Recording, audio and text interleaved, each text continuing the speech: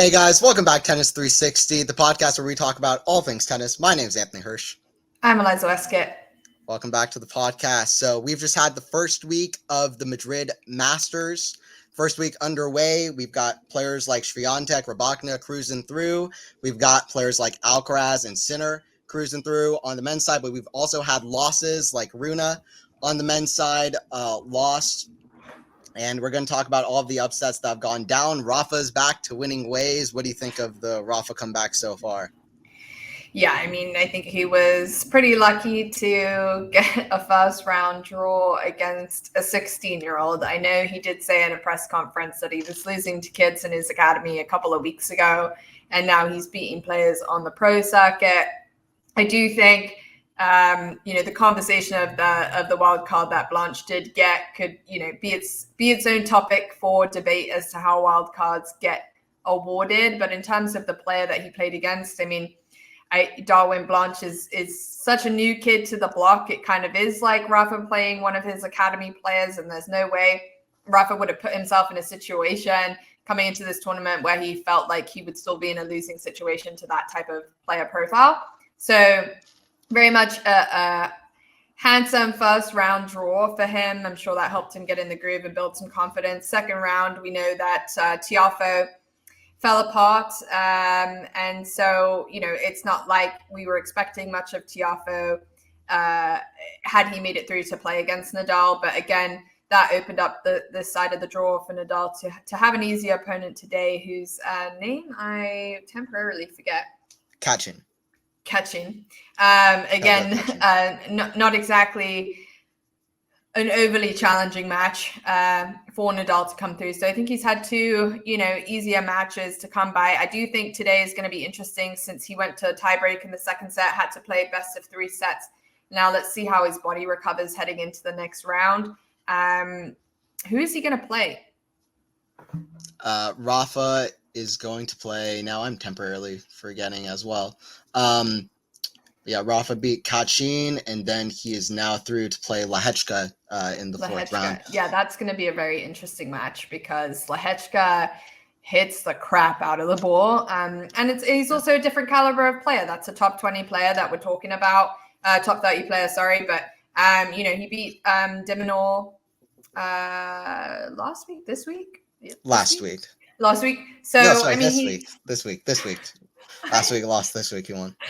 Guys, I'm sorry for the lack of accuracy. These 2-week masters are sending my head on a spin. I'm like, are we in Monte Carlo? Are we in Barcelona? Are we in Madrid? I can't remember.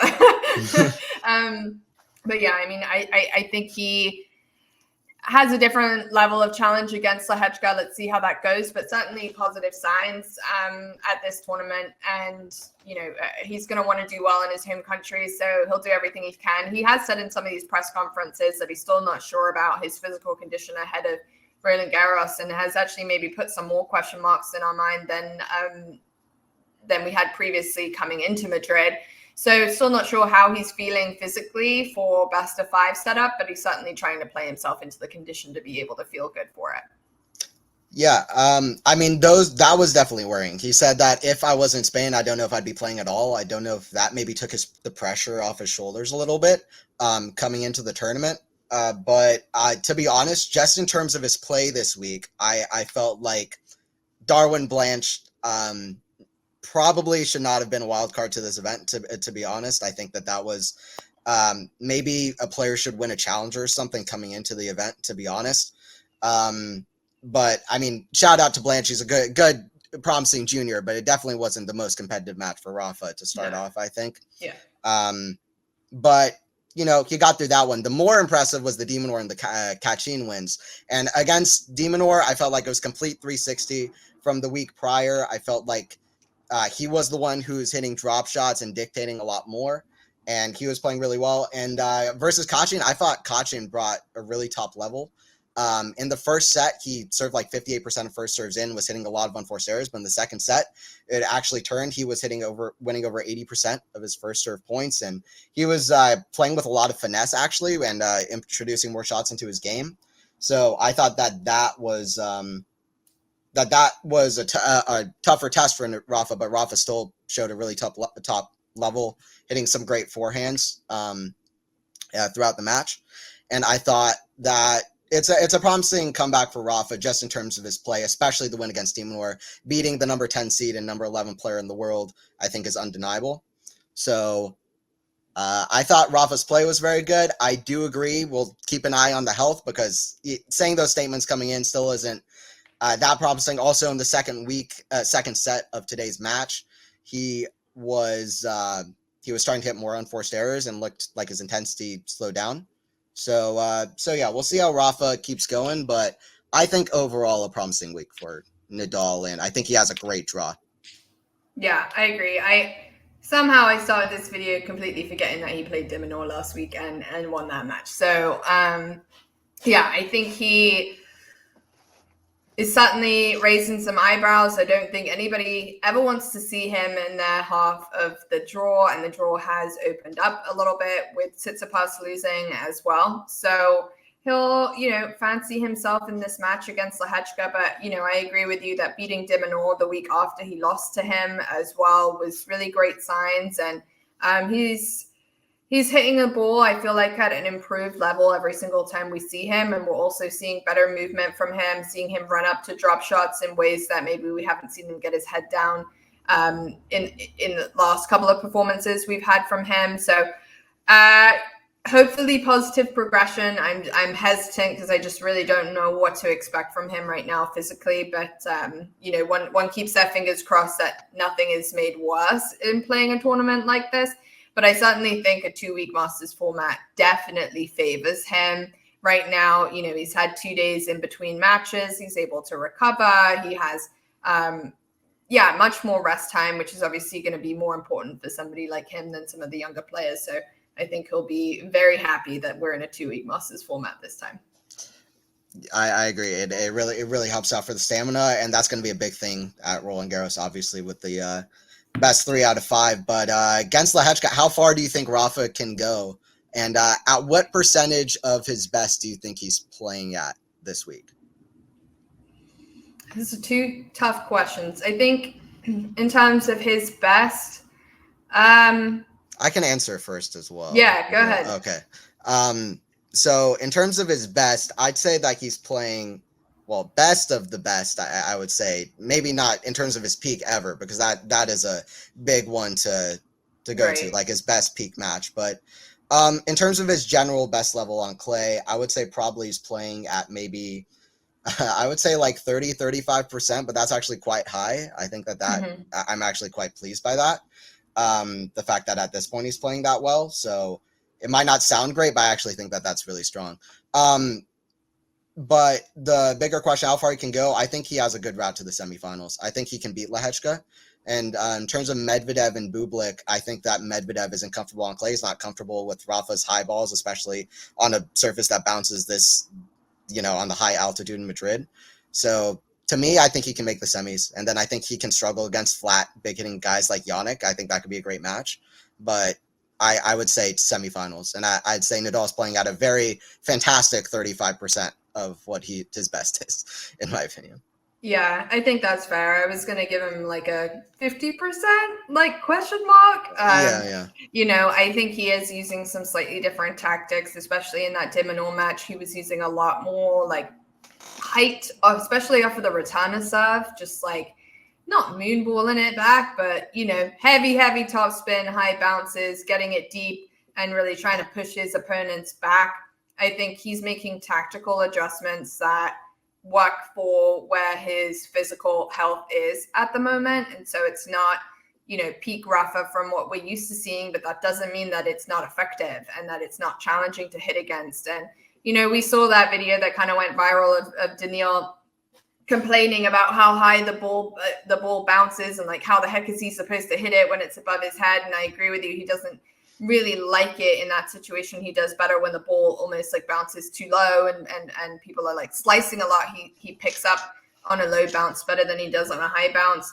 And he's not, it's going to be tricky because he backs up so far behind the baseline that it leaves himself vulnerable for the drop shot or any type of kind of spread and movement that Nadal still is able to get in terms of redirecting the ball really well. I think he's hitting the backhand well. The serve is obviously not where it used to be. And I think when we're talking about him being at a top level, the serve needs to be more dynamic than it currently is. But it doesn't mean, again, that it's not effective. He served really well out wide on the ad side today.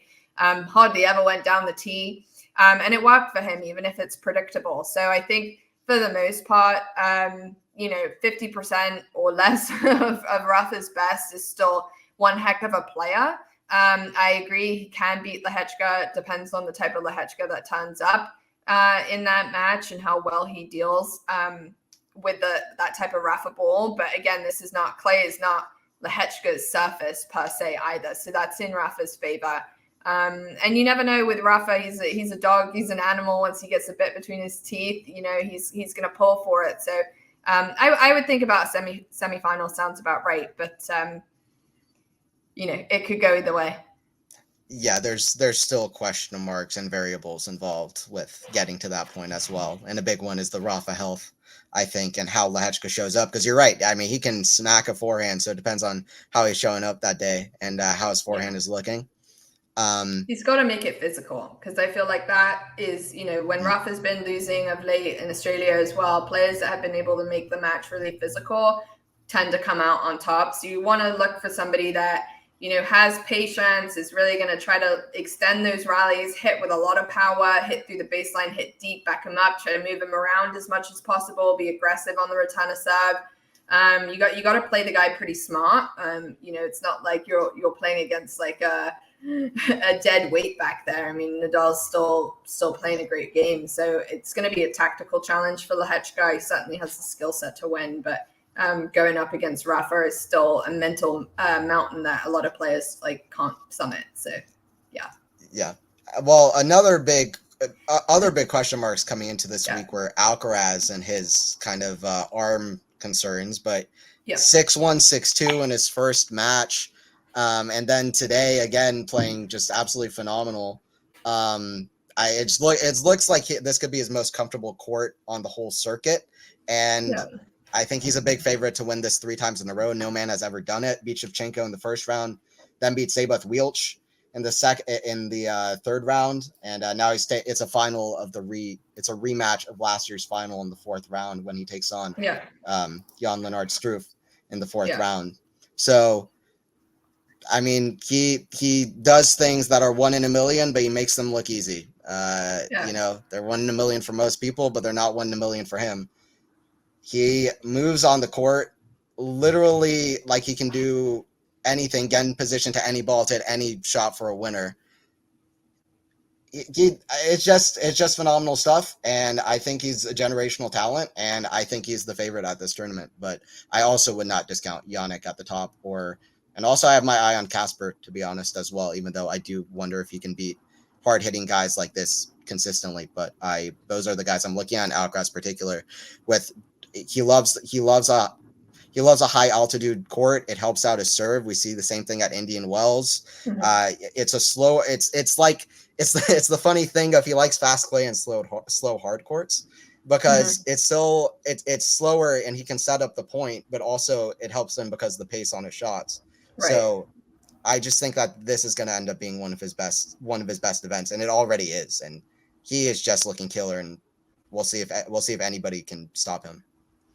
Yeah, I mean, I think the mentality has certainly really been there from the get-go. The celebrations of the wins show that he's overcoming maybe some, not kind of personal doubt, but question marks he had over his own, health as well coming into this tournament, missing the last 2. I think he said in a post-match interview that he was like, I don't have pain, but I wasn't sure if I would have pain and kind of how it would hold up. So it's kind of been, I would say, maybe elements of relief for him in these first 2 matches. Seyboth Wielch is not, a weak opponent, especially on the clay. And he really took care of business in that match yesterday as well. I think some question marks for me have arisen over Sinner, possibly picked up some sort of niggling injury, seemed to be moving a little bit funny in his match towards the end today. So not quite sure where his fitness is at. And then when it comes to Rude, obviously he's had a deep run in Monte Carlo and Barcelona, so maybe some depleted energy in that tank. And who knows? I mean, Rude has the most wins on tour this season for both men Yeah, and women. I think so. He's been playing a lot of matches, so the guy has a resilience and a fitness, but there's no, getting around the schedule that he has played over the last 3 weeks, which certainly has been intense. And maybe you would then give the edge to somebody who's a little bit fresher. I do think Alcaraz's draw looks favorable, but I am interested in this match with Struff. I think that Struff can present a challenge to somebody like Alcaraz if he's able to execute with perfection. And that's always the if parameter with tennis, is like, can you execute with perfection? But Struff certainly has some weapons and some shot making that can trouble an Alcaraz who might have a sore arm. But I think for the most part, he'll look at that draw and fancy himself to really be the winner for this tournament and to put himself on the map when it comes to clay court season, defend those points. It's obviously a lot as well when it comes to the race for world number one post Roland Garros. So there's a lot on his mind, a lot of pressure to deal with. But I will say one thing I noticed is that Spanish fans really, really get behind their players, especially their male players.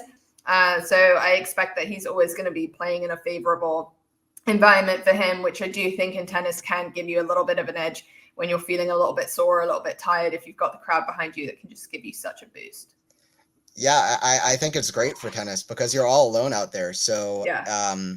Having that extra boost of confidence because you're the one who has to push yourself and getting that outer push. I think it's great. It's fun. It's fun in just, in football games where the crowd is cheering, but you have a whole team. But yeah, I think that's a part of fun. I think it adds to the fun of tennis almost more than, other sports, seeing how the one person out there response, but that I'm biased because I like tennis a lot.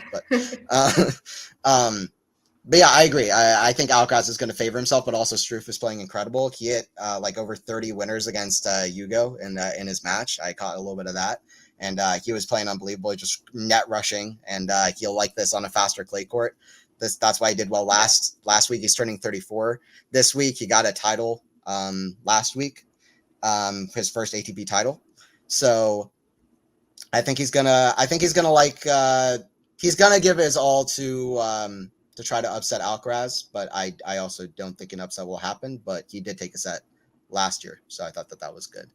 But I definitely favor Alcaraz. Then against Rublev, if it is Rublev, or against Griekspoor. Griekspoor had a good win though against Rune, and I still think there are some concerns for Holger, honestly, at this point. But first on Griekspoor. Griekspoor is a very top player, and I really am curious about that Rublev-Griekspoor matchup because Griekspoor was injured for the clay swing last year, but he's a very talented player, and he's, I think, a very complete player. He has a lot of skills, and I think that last year he was one of the players that was doing really well in the 250s, the 500s, but he wasn't performing in the big tournaments or against the top players. And I think that is the key that is missing. With the win over Rune, that's already a good start, even though Rune has already had some concerns with him, with Struff beating him last week, 6-0, 6-2 in 44 minutes. So Rune came in with a few concerns. Also, he only reached the third round last year, and Rome and Monte Carlo reached the final.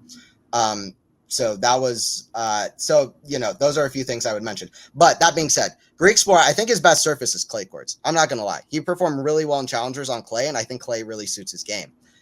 He was just injured for clay swing. He got a title on hard court and grass court last year.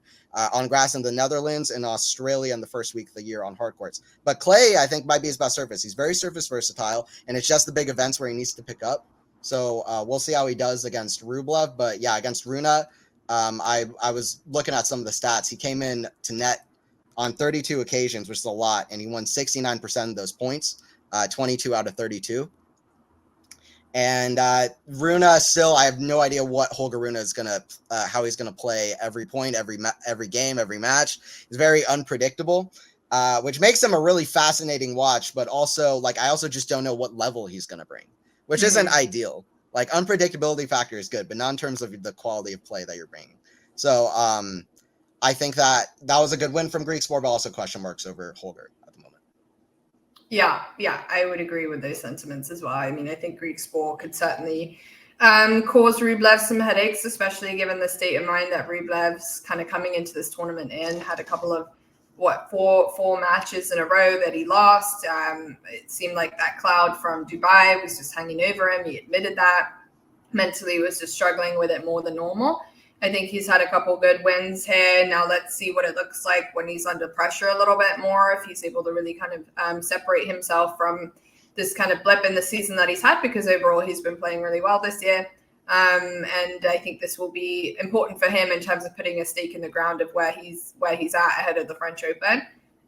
And when it comes to Holger, yeah, I mean, we talked a little bit about his style of play the last couple of tournaments. I think it was last week or the previous episode where we kind of noticed that he was approaching this clay court season with playing with way more aggression than he had last year. I think last year his part of his biggest assets was his defensive ability and, you know, kind of turning defense into attack when he had the right moments to. It almost looks like the fitness or something isn't quite there, where he's not able to hang in from a defensive perspective. So he's looking to go big early in points, and it's just not paying off for him in the way that it seems like he's looking for it to. And I'm not sure where that tactical change is coming from again, whether that's like a fitness related thing or whether he's genuinely trying to play more aggressive tennis, but it's not really working for him. So it'll be very interesting to see how he approaches Rome. Yeah, with more pressure on that situation, obviously defending finals points there and needing to, pick up and find his level ahead of Roland Garros as well, where he's got significant points to defend. So streaky part of the year for Holger, and certainly expect better from him given his reputation on the clay. Yeah, I'm honestly not sure where it's coming from either. I've said that maybe it's feeling like he needs to play like Sinner or Alcaraz and feeling like that's the way he needs to play, but I just feel like he's such a work in progress that I don't really understand why he's approached because he had success last year playing a different way. It doesn't make much sense to me either, to be honest, why he's switched his game style at all. Fritz, I feel like, is doing pretty well, actually. He hasn't dropped a set this week. He just beat Sebastian Baez, who's really good on clay, 6-2, 6-3. And he played well on clay last year, I thought. Better than he ever had. You can say what you want about Fritz, but I feel like he's a hard worker. And I think that he's going to keep improving. And I think that he's improved his defense and his speed a lot. And we saw that at the start of the year as well in Delray Beach. That was one of his keys to beating Paul in the final there, and also at the Australian Open when he got close to beating Djokovic, beat Tsitsipas. He has a lot of time on his backhand on clay, which I think is really good because it's very easy to rush him on the backhand. So I think those are a few things. Also, he likes a high altitude, so Madrid is good. I mean, one of the more underrated matches I thought personally of last year was his round of 16 match against Zhang here in Madrid last year. I don't know if you caught it, but that was a very good fourth round match. And it was like 9-7 in the third set breaker. I thought it was one of those matches where nobody would pay attention to it, but both guys were playing ridiculously high level. And it was very fun to watch. And I thought that he still played well here last year, and I would really watch for him against Hurkacz, who doesn't really like to play on clay either. And I would just watch out for Fritz because I think he's kind of quietly sneaking through on clay. He just reached his first clay final, so let's see how Fritzy does because he's doing quite well, and I think that he's proven that he can be a little surface versatile, maybe more than some of the other American guys as well. So we'll see how he keeps going. I agree. I'm thinking about what else we can kind of mention on the men's side, but Sinner is through with the wins over Sonego and Kotov, and it was tough against Kotov, who served for the second set, but he's through to the fourth round, and he's looking good. FA, although he's had a pretty good road to get there against Nishioka, then against Manarino, who just really despises playing on clay, and then I was gonna say. Manarino would much rather be on a grass court. And then he beat Menzik, who had to retire with a shoulder injury. But he's got Casper next. We'll see what happens. I don't like his chances because Casper beat him 6-1, 6-2, and it was a hard court 2 years ago in Canada in a really brutal match. So I don't like FA's chances. But hey, good run to get to this point anyway. So good for Felix. Medvedev, 2 good wins over Arnoldi and Korda in 3 sets. Yeah. So good for Medi. He's looking to really cement himself as the Roland Garros title contender. So Yeah, I mean, I don't even know if he thinks of himself as a title contender for Roland Garros, but I think he is more motivated than before to set the narrative right on his ability to play on clay. Sure. And maybe he's trying to switch up his own mentality towards the surface and try not to outwardly hate it so much as he has in the past. So and Korda is a player that in the past, in terms of their head-to-head, has been a trickier player for Medvedev to navigate.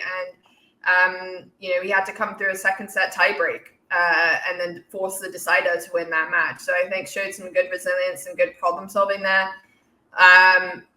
A little disappointed in Korda in terms of not taking care of business in these types of situations. He definitely could have won that match in the second set and gotten it done, but it just shows you how difficult it is to play someone like Medvedev. It doesn't matter the surface that you're on. The guy's a problem solver. He's a hard worker, and he's going to make your life difficult if he can. So I know that he's not maybe a part of kind of the top tier conversation when it comes to contenders for Roland Garros, but he's a thorn in anybody's side. And I don't think, knowing how he is in best of five, I don't think any of the top players really fancy seeing him in that part of the draw, because he's going to make it physical, if anything.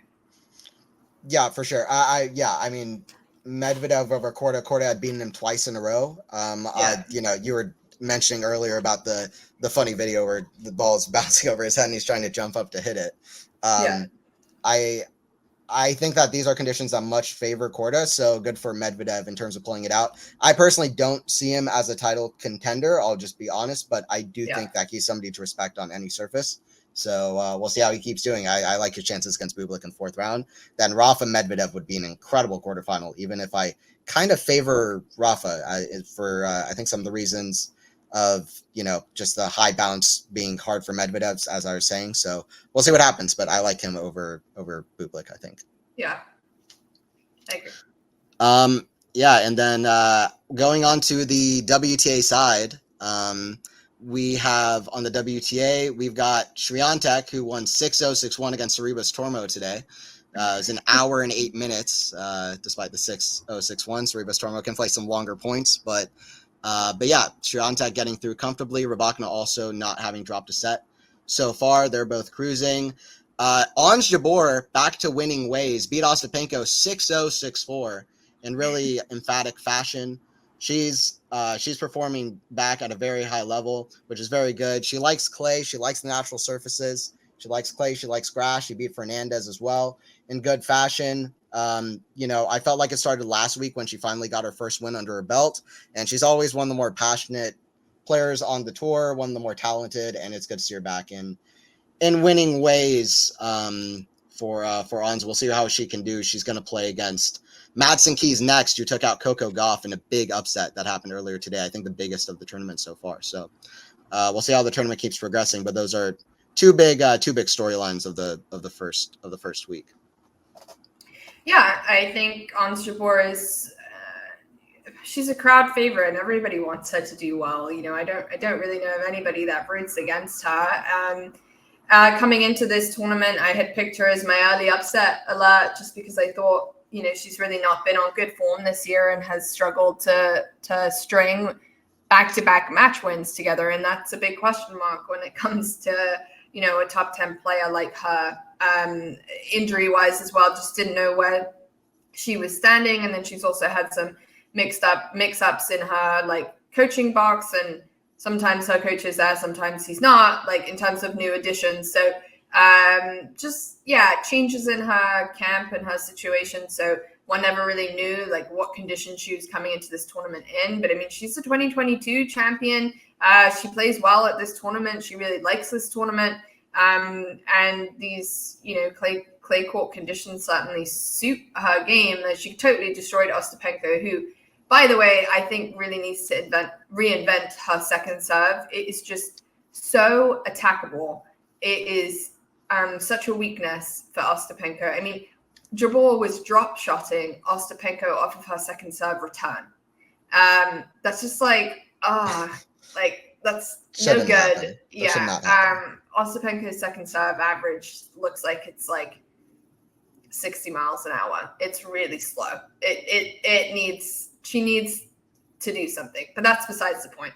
Sabalenka's also, coming out, has a decent title defense. She's playing as we speak right now against Danielle Collins, who's on a 15-match win streak. Looks like she's up in that third set, so she's certainly on her way to getting to the next round. I think that Sabalenka really needs to have a good tournament here in Madrid to reestablish herself as a part of this conversation with Swiatek and Rybakina when it comes to the clay court season. Obviously, she won the first major of the year, and she was looking real dangerous, and she had a period of time out. Didn't do so well at Indian Wells, lost fairly early there, and then obviously what happened in Miami, lost early there, didn't do so well in Stuttgart. So yeah, and there's been basically since the Australian Open, I don't feel like we've seen top level Sabalenka, and she certainly is going to want to try to find close to top level going into the French Open if she wants to kind of try to make herself a conversation in terms of year-end world number one title race, obviously. So yeah,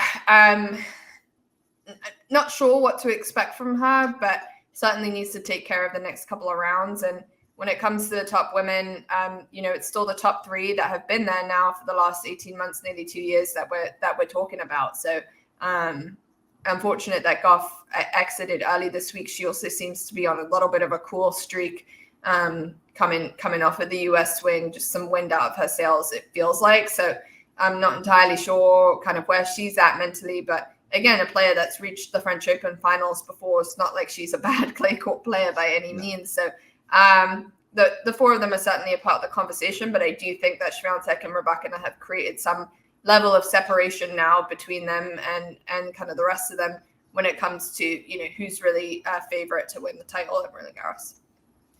Yeah, I would agree with you. I think that these clay courts, though, do favor Sabalenka a lot with the way that she plays, and she was looking really good here last year. Her backhand, I think she's able to attack on a clay court like this one much easier, especially with that backhand, to be honest. It does much better than her backhand on the other clay courts that play a little bit slower. So I think that I agree that Rybakina and Swiatek have separated themselves. I think Swiatek is the big favorite always on a clay court.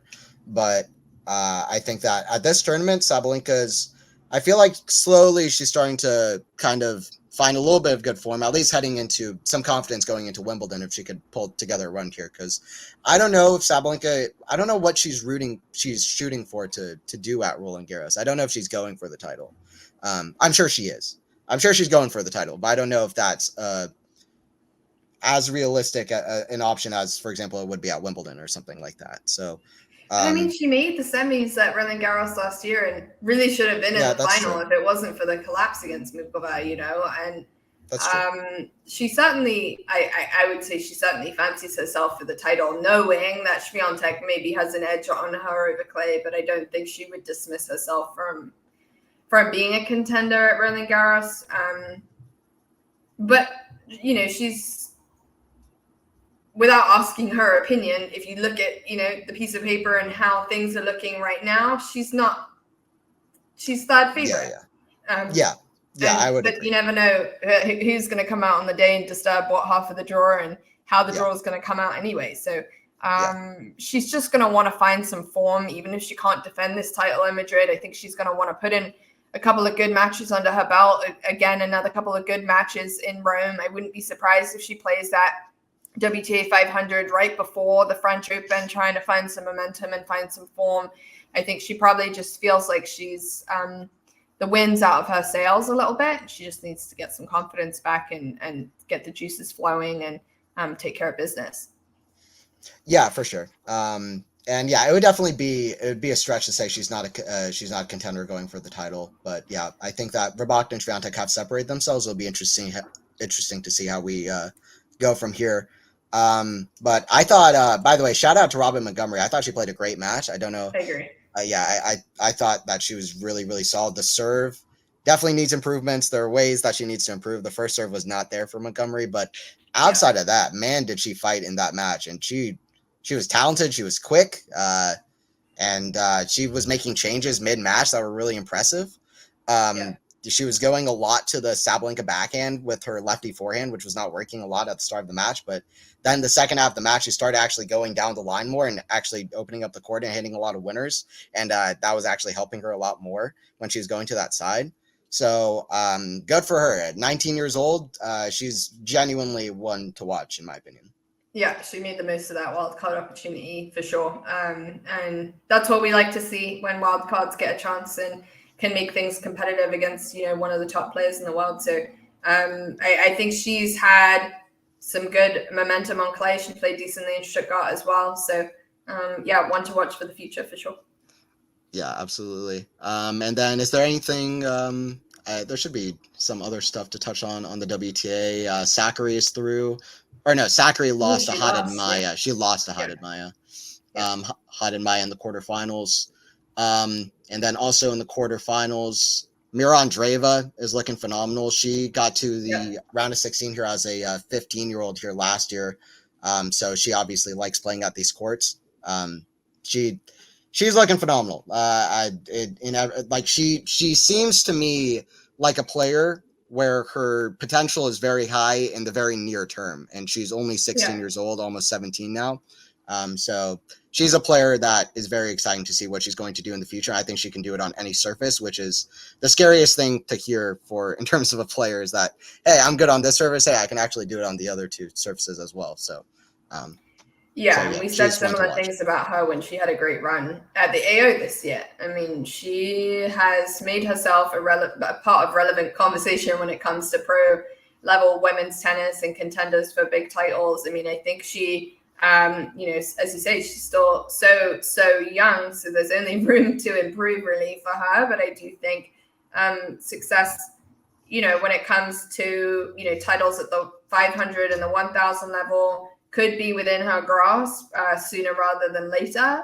As you say, this is a tournament that she enjoys, so she seems to show up really well on the big stage and expects a lot from herself, and certainly has weapons to trouble folks. And she took out Vondrousova, who's the Wimbledon champion. So, you know, again, like kind of one of those young guns that you see in the drawer and you're like, geez, like I have to play this girl. Like, you know, again, it's just another one of those names that you don't fancy and you catch a player on a slight off day and she's going to get them. So super impressive performances from her. I like the way Haddad Maya is playing at the moment as well. Obviously, clay is a surface that she's good on. She's had a couple good battles with Swiatek in the past. We know that match is probably going to go long, given the way that Haddad Maya plays and battles and fights. She's just so good at hanging in there. And she's been top 10 before, and I wouldn't be surprised if we see her getting back to that level and that form. Obviously, she couldn't play for a little bit. She had an injury or something going on, so she was out for a little while. But good performances from her.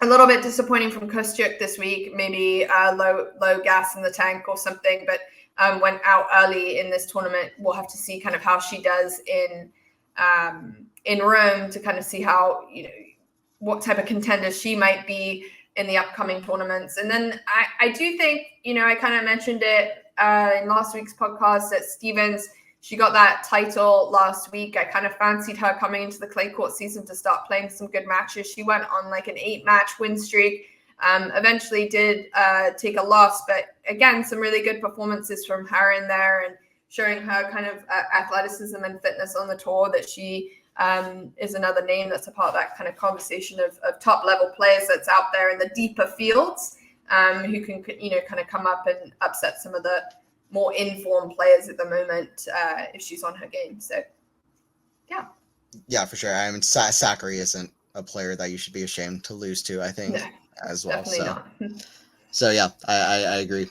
Stevens will be one to watch, and she's another player that can play well on clay. She can play well on hard. She can do decent on grass, but especially on clay courts and hard courts, she's done very well. So I'll continue to watch that. And then on this week's power rankings, for my ATP, I've got Sinner, who has not dropped a set. Like I said, it was close today against Kotov, but he seems to be moving really well on the clay, and he's still implementing the drop shot very nicely.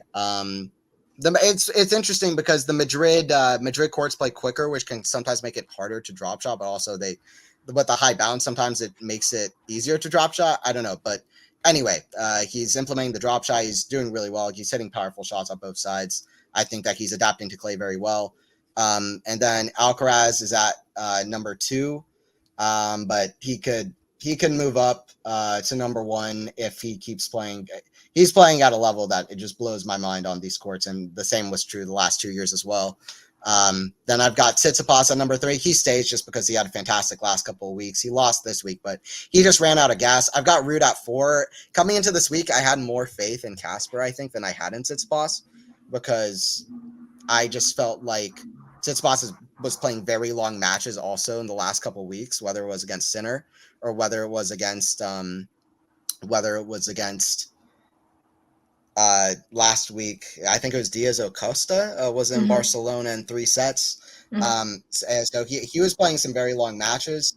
And also the mental fatigue of winning a big title and then going on to Barcelona and trying to follow it up at the next Masters as well. So I was a little bit more worried about him. For Casper, he's won 3 clay events in 3 weeks, 3 weeks in a row before, 3 consecutive weeks. So I'm a little bit less worried when it comes to Ruud, to be honest. And also at Barcelona before he played the final, it was like, whatever happens in the final happens, and then we move on to Madrid. Like, when somebody says something like that, I'm like, oh, okay. They feel physically fit and they feel mentally confident. So with Casper, I personally a little bit more, I think he's a factor at this event. I think he's one of the fittest guys on tour. And I think that in some ways these courts won't help him because they do play a little bit, they do play a little bit quicker and this and that and with the serve. But hey, okay, so yeah, there's that, and you can rush him on the back end easier. But also, the guy's forehand is like righty Rafa, and he has like 1 million RPMs on his forehand. So in some ways, the courts are going to help him too, I think, personally. And then we got Medvedev at number 5, who's 2 great wins for Medvedev. He's trying to get to the quarter to play Rafa. They played some great matches against each other. This would be a very unique one, I think.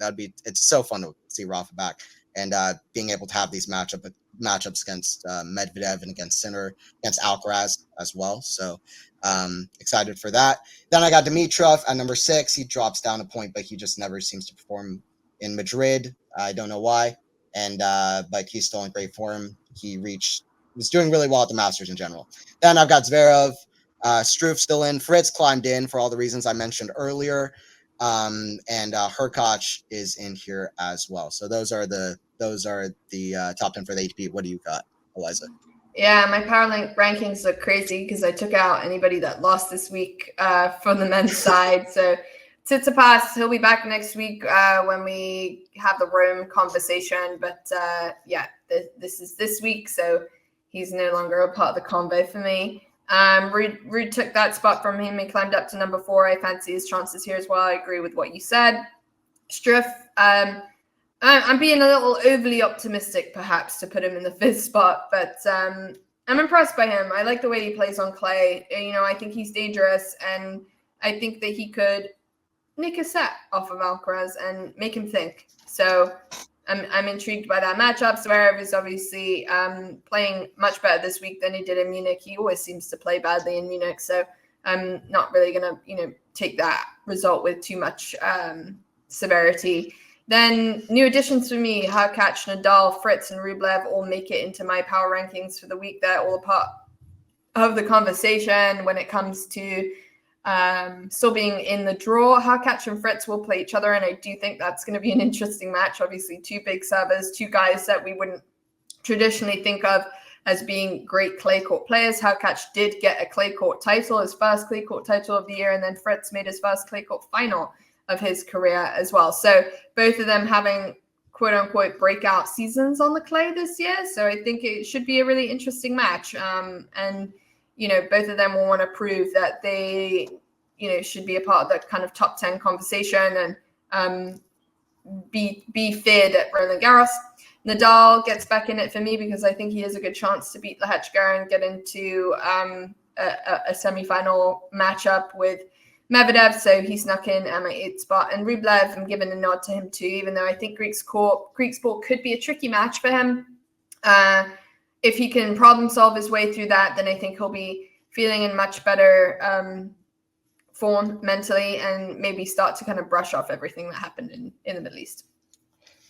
Yeah, well, I like the Rublev and Nadal inclusions. I think Andre avoided mine just because of the streak he had. But listen, him on clay, he's dangerous, and now that he's in better form, I wouldn't doubt him. So he's a top 10 player, whether he's in the top. I think he still is he still is in the top 10, isn't he? Yeah. But okay, but he deserves to be in the top 10 of the power rankings, and he's a top guy. So I like that. And Rafa is very close to making it. If he beats Lehechka, he'd definitely climb into the power rankings. There's no doubt about that.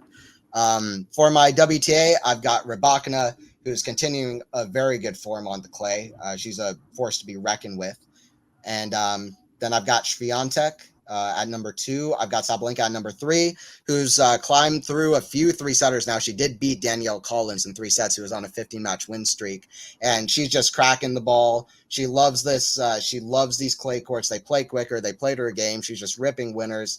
But she's also, she's also consistent. And her serve is very good. And all of the things I mentioned, I think her backhand is better on these clay courts than any other. And I think she's starting to be in a better form despite the Kalinina loss in Miami and all of these things. I think she's starting to do better in this event. We'll see how that translates to the rest of the clay season. Then I've got Coco next up here in my 4th spot. And despite the loss, I still think she's one of the better players in the world. I think she should stay high up there. I didn't want to drop her off too badly because I'm not putting that much stake into it. After winning the U.S. Open, Australian Open semi, a tight one against Sabalenka, I don't think it's been that poor. I still think nobody below her really made me want to drop her off. So she still stayed at 4 despite the result this week. Then I had Collins at number 5. Who is just ripping winners in 15 matches in a row. I mean, lost to Sabalenka in 3 sets, but hey, she's playing phenomenal and coming off a title as well. So, the Charleston title and then here, she's playing amazing. Kostyuk is there at number 6 because she's been playing great. Then I've got Ons, who, like I said, she's playing with her same finesse, but she's playing a little bit more confident. Love to see it. Then I've got Sloane, who we talked about already. Andreeva.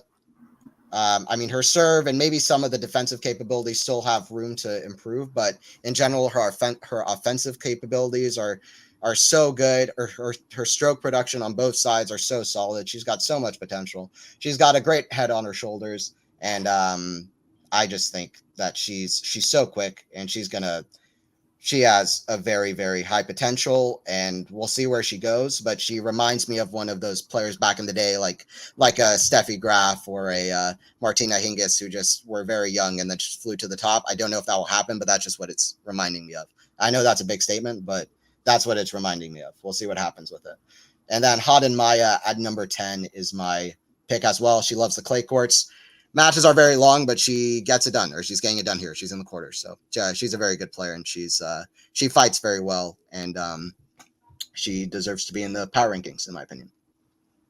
Yeah, we have the same names, different orders. Swiatek is still in my number 1 spot. I think that she still has a little edge for me on the clay, given that she plays well here and gets titles every single year. So I ever so slightly favor her over Rybakina, but Rybakina, best server on the women's tour by a country mile at this point.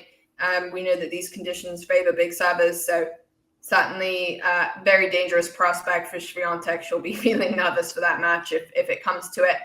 Sabalenka takes care of business against a very, very on-form Danielle Collins, who took the first set against her. These are the types of matches that Sabalenka wants to get through at the moment and get under her belt and start feeling the groove. So I think that was an important win for her today. Again, kind of back to what I said earlier, I think she's a part of the conversation, but I do think there's some separation between Swiatek, Rybakina, and herself just when it comes to the clay.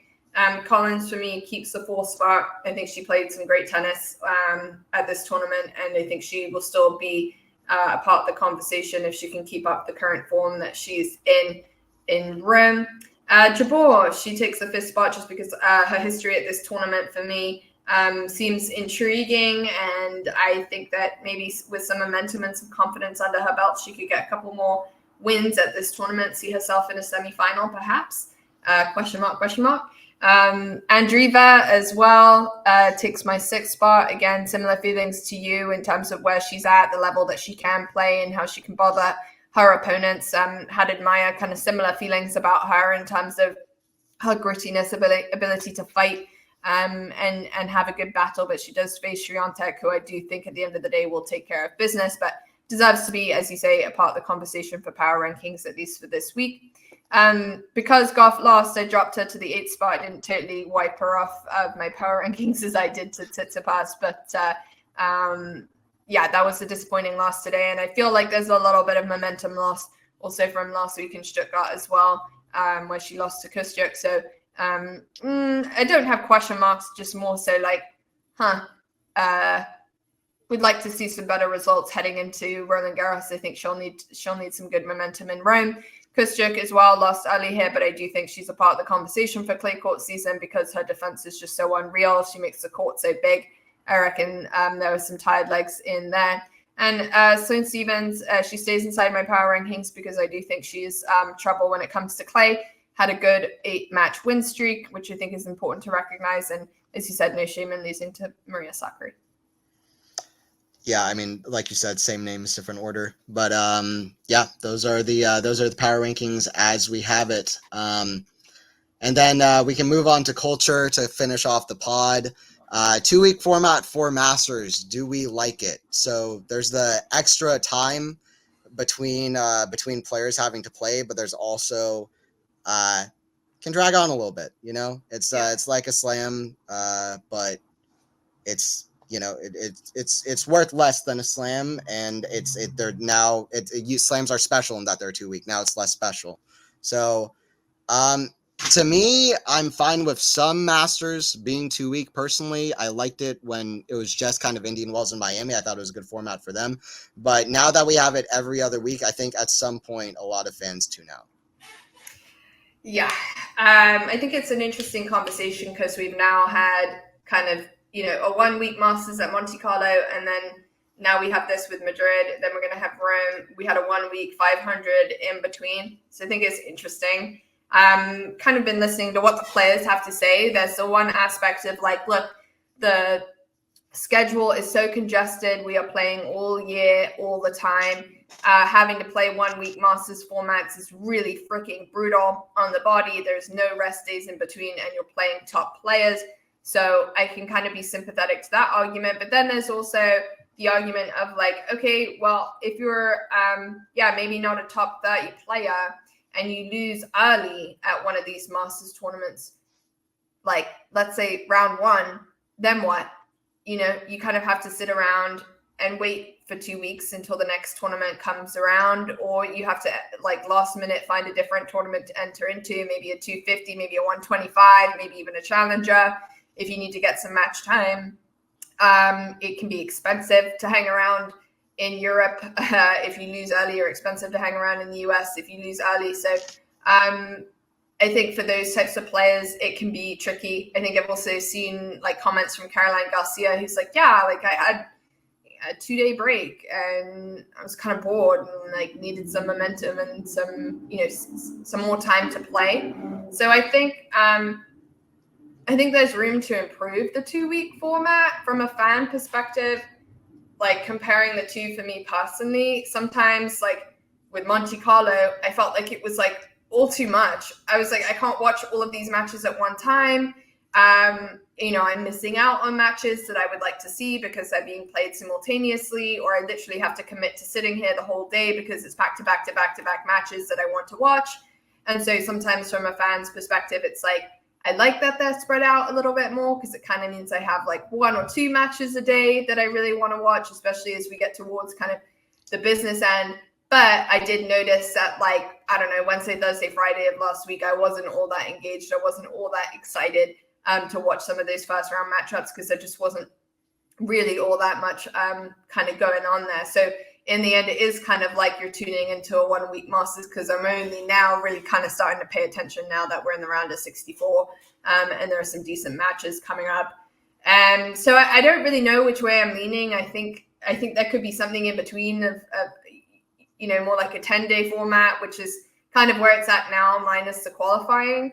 But a couple of extra days of wiggle room here and there. It's just kind of tricky of like, well, do you start the tournament on a weekend and end on a weekend? Or do you start kind of towards the end of the week? I don't know. But I think for me, neither feels quite right. Yeah, I see that. And I also agree with you that I like to have some variety within the Masters as well. So I like that some of them are short and sweet and others are a little slower. And I think it also depends on the tournament and the venue and what they can accommodate and kind of all of those question marks as well. So there's a lot of factors going into that.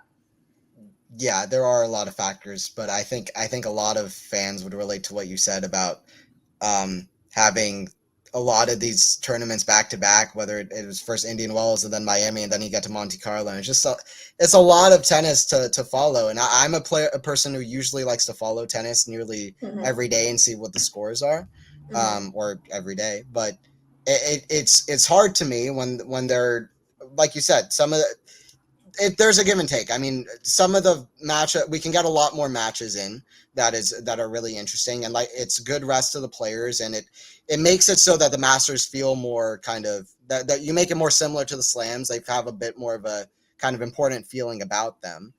But I think, but I also just think that at some point, like you said, there are days where some of the round of 128 and round 64 matches aren't doing it as much for me, and I can get tired and I can tune out. And that's a problem when a lot of the tennis fans are diehard fans who are going to tune in a lot of the time and stay tuned with what's going on. But at some point, you're going to tune out, and that's just not good, because then maybe you can tune out for 2-3 days. You're like, oh, what's going on? And like, oh man, this is exhausting. You don't want watching sports to be exhausting. So I agree that there's a bit of a give and take. There's pros and cons. I like the idea of the middle ground, but let's try to find it, I think, instead of making everything super long in 2 weeks. For me, it doesn't work that well. It's not the worst thing ever, but it doesn't work that well, I think. Yeah. And yeah, we can end off there. We'll have more about Madrid and what goes on the second week of the tournament. That'll be a lot of fun to talk about. Really excited to see how it ends off, especially with Rafa back in the fray, which is a lot of fun. And we'll see you guys at the next podcast. I've been Anthony Hirsch. I'm Eliza Wastcoat. See you guys at the next one.